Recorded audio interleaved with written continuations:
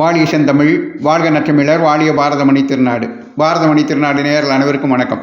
நாம் சோ அன்று சொன்னது என்ற தலைப்பிலே சோ அவர்களின் படைப்புகளை அசி போட்டுக் கொண்டிருக்கிறோம். அந்த வரிசையிலே 65வது பகுதியாக 15/6/1988 துக்ளக் இதழ் இடம்பெறுகிறது. அட்டைப்பட கார்ட்டூன். அனாதை சிறுவர்களுக்கு கருணாநிதி உணவு வழங்கினார் செய்தி. இதுதான் சமயம்னு அந்த அனாதைகளும் உள்ளே நுழைஞ்சிட போகுதுங்க, தொந்தரவாக போகும், விரட்டுங்க என்று திரு மு கருணாநிதி திரு அன்பழகனை பார்த்து கூறுகிறார். வாசலில் நிற்கிற அனாதைகள் யாருன்னா, மாநில சுயாட்சி, 3 படி அரிசி, தனி கொடி, திராவிட நாடு, அதாவது நேரத்திற்கேற்ப கொள்கைகளை வைத்துக் கொள்ளுமே ஒழியா எந்த ஒரு நிலையான கொள்கையும் திமுகவிற்கு அன்றும் கிடையாது, இன்றும் கிடையாது என்பதை இந்த கார்ட்டூன் நமக்கு சுட்டி காட்டுகிறது. அடுத்து அவரது தலையங்கம் அந்த இதழிலேயே அரசியலின் தரம் தாழ்ந்தது இன்றல்ல என்று வருத்தப்பட்டு எழுதியுள்ளார். அதாவது கம்யூனிஸ்ட் கட்சி பிளந்திருக்கிறது, காங்கிரஸ் கட்சி பலமுறை பிளவுபட்டிருக்கிறது, ஜனதா கட்சி பிளவுபட்டிருக்கிறது.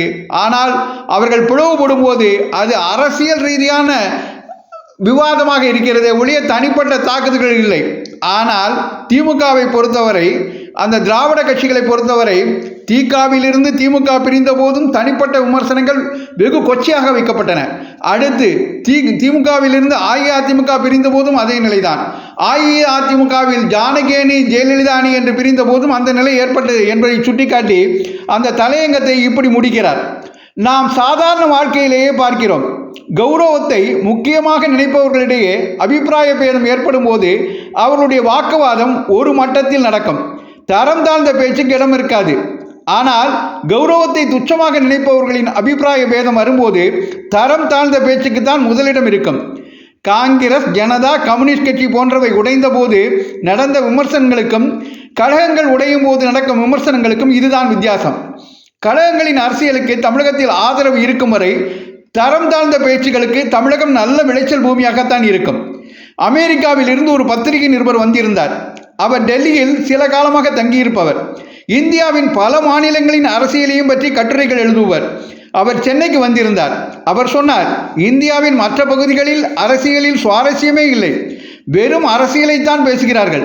இங்கே தமிழகத்தில் அப்படி இல்லை, நல்ல பொழுது போகிறது, பல விவகாரங்கள், பல கதைகள் பேசப்படுகின்றன, ரொம்ப தமாஷாக இருக்கிறது, என்டர்டெயின் வேண்டுமானால் தமிழகத்திற்கான் வர வேண்டும் என்றார் அவர்.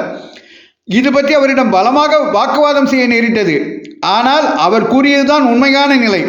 தமிழகத்தை பார்த்து இன்று மற்றவர்கள் சிரிக்கிறார்கள்.